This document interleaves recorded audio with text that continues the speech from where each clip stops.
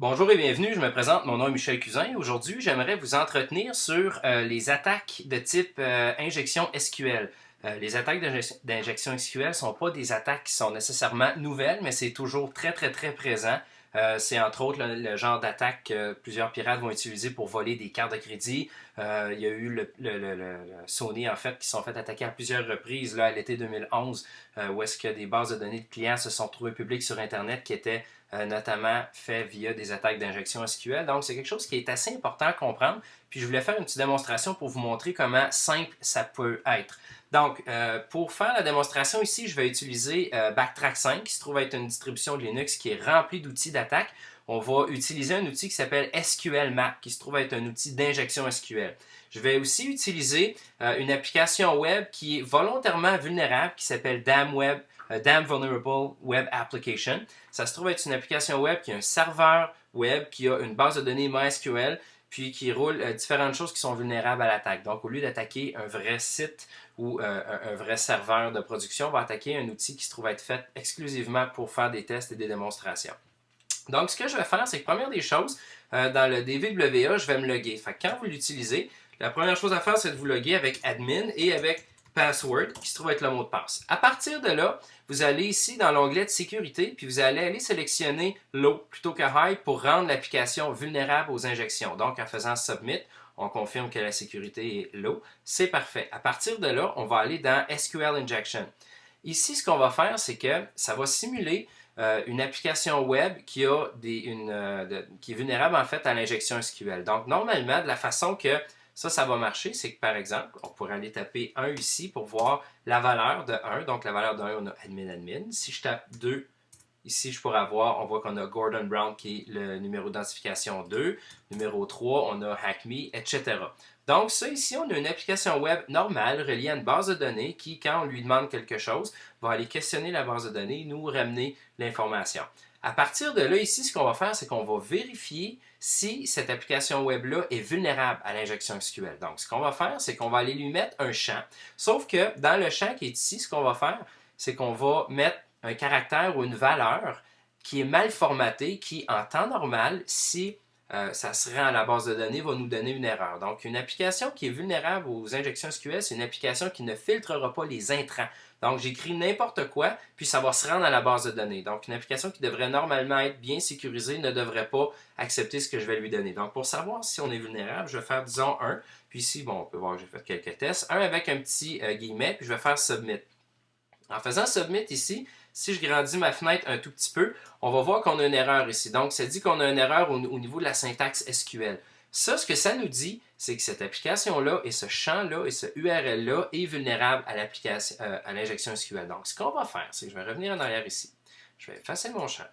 Je vais aller dans Tools. Ici, on roule le browser Firefox. J'ai au préalablement installé un petit outil qui s'appelle Tamper Data. Tamper Data, ce que ça se trouve à être, c'est un espèce de petit proxy local qui intercepte les requêtes en entrée et en sortie, puis qui me permet peut-être soit de les modifier quand elles quittent ou quand elles reviennent, ou tout simplement juste pour, disons, on va dire, sniffer un peu ce qui se passe au niveau des connexions. Donc, je vais revenir à mon interface ici, application web, puis je vais lui refaire encore une requête qui va me donner une erreur. Si je fais Submit ici, on voit que j'ai encore l'erreur.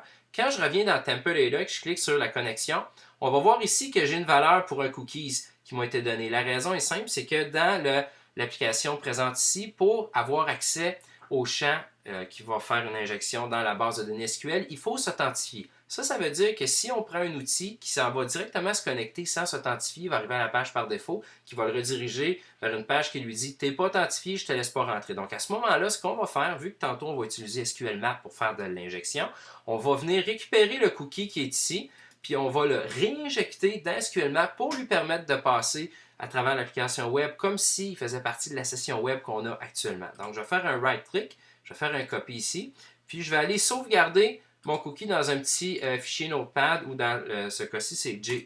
Ensuite, ce que je vais faire, c'est que je vais revenir au niveau du URL qui est injectable. Je vais faire un copier.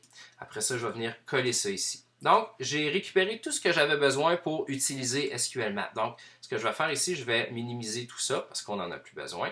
Puis, je vais aller dans Applications, Backtrack, Exploitation Tools, puis dans Web Exploitation Tools. Ici, si on descend, on va voir qu'on a l'outil SQLmap. Donc, en cliquant sur SQLmap, ce qui va se produire, c'est qu'on va avoir l'outil qui va se démarrer automatiquement. Donc, je vais agrandir ma fenêtre un petit peu pour qu'on soit capable de bien voir. À partir de là, ici, ce que je vais faire, c'est que je vais y aller avec // pour démarrer SQLMap. Oups, comme ça ici. .pi parce que ça se trouve être une application qui roule en Python, qui est son langage de programmation. -u pour le URL. Je vais ouvrir les guillemets juste parce que j'ai des drôles de caractères, donc pour pas que ça me donne d'erreur. Donc, ce que je vais faire, c'est que je vais venir copier ça ici. Ensuite, je vais venir le coller ici. Je vais fermer les guillemets. Puis à partir de là, ce qu'on va faire, c'est qu'on veut utiliser les cookies. Donc, je vais faire - cookies égale avec le guillemet. Je vais aller récupérer mon cookie qui est ici. Donc, je prends le cookie, copier. Je vais venir le coller ici tout simplement. Je referme les guillemets. Puis ce qu'on va faire ici, c'est qu'on veut lui faire un listing de ce qu'il est capable de voir dans le Database System. Donc, on va faire - DBS pour Database System. Je vais faire Enter. À partir de ça ici, on va voir que, première des choses, toute l'information qui est récupérée par SQLMap va se trouver à être sauvegardée sur ma machine d'attaque dans Pentest Database SQLMap Output avec l'adresse IP de la machine sur laquelle j'ai fait l'injection. Donc ici, on est capable de voir qu'il y a différentes bases de données. En fait, il y en a 6 qui font partie de ce serveur-là.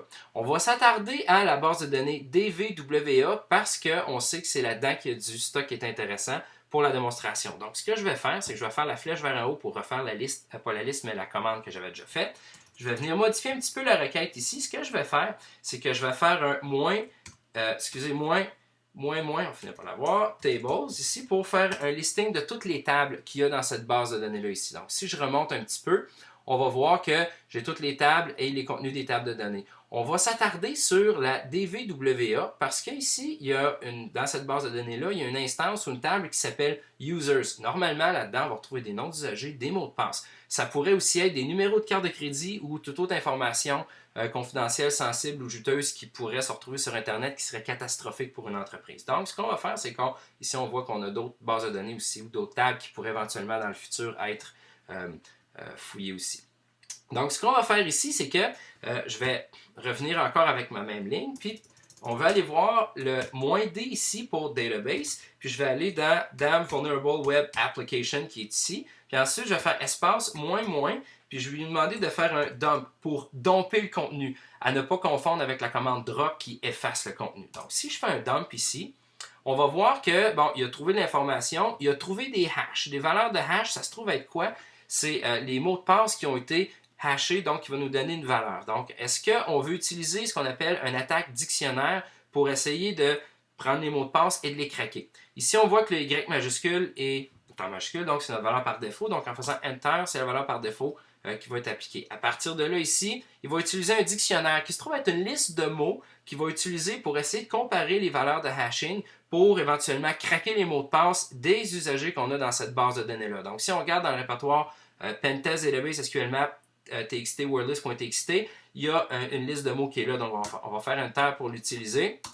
On continue ici. Là, ici, on voit qu'on a le contenu de cette table-là qui a été dompé. Puis en plus, on a eu les noms d'usagers, de tous les usagers qui sont là, avec tous les hashings des mots de passe. Et on a les mots de passe qui sont ici, qui ont été craqués. Donc, ici, ce qu'on a été capable de faire, c'est de domper le contenu de la base de données. Ensuite, on a été capable d'aller vérifier les usagers, d'aller chercher leurs mots de passe, de les craquer, puis d'y avoir accès.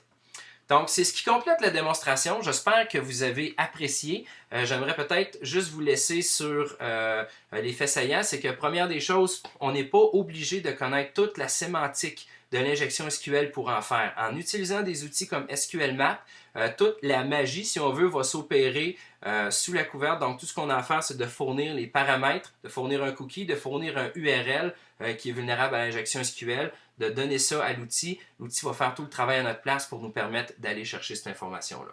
Donc, j'espère que vous avez trouvé ce petit démo vidéo-là instructif et à une prochaine!